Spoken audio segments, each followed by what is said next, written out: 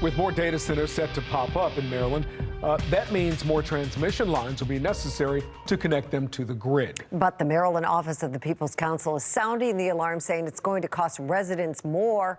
Fox 45's Jessica Babb is live to show us how. Jessica.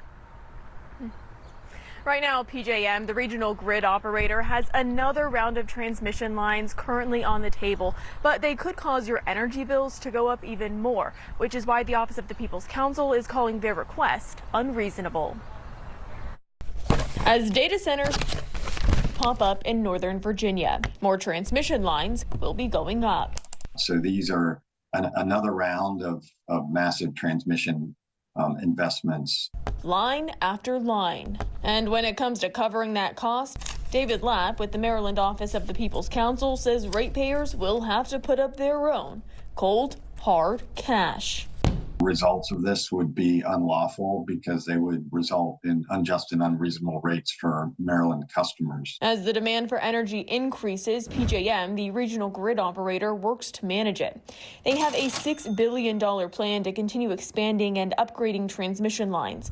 But in this recent filing with the Federal Energy Regulatory Commission, Lapp says their plan has problems. Maryland customers will be responsible under PJM's proposal for almost $800 million in transmission costs that really go to support Virginia data centers. The filing by the Office of the People's Counsel continues to say these transmission projects under PJM's plan will, quote, unfairly and disproportionately shift the responsibility for a substantial portion of the costs to ratepayers in Maryland. But generally speaking, it means that utility bills will rise in the future. It's a problem because we're seeing residential customer bills rise as a result of the last round of transmission investments, and now this new round, they're going to rise again.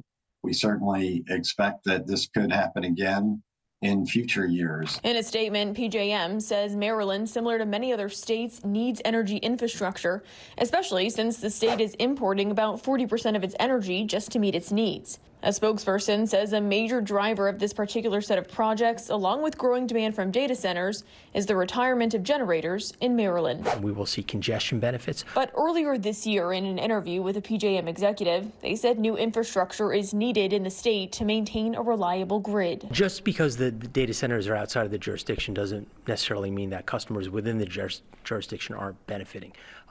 As I noted, that electrons don't know the boundaries of particular states. But David Williams, a taxpayer advocate, says Maryland is struggling to attract people because of higher taxes, higher fees. Consumers and taxpayers are struggling because of those higher taxes and those fees. And now this is just one more weight that's going to be put on families' budgets. And this is a weight that families can't afford, but this is something they have to pay. You have to pay for electricity. We think it's fundamentally unfair for Maryland residential customers to bear costs that they are not causing. These costs are largely driven by data centers, and more than just data centers, by out-of-state data centers. We certainly think that data centers should be bearing most of the cost responsibility. When it comes to transmission upgrades,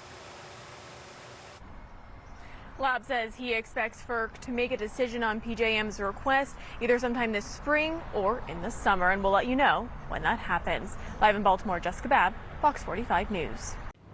I'm Mary Bubala. Thank you for watching. Here's another video for you to watch. Also take some time to subscribe to our YouTube channel.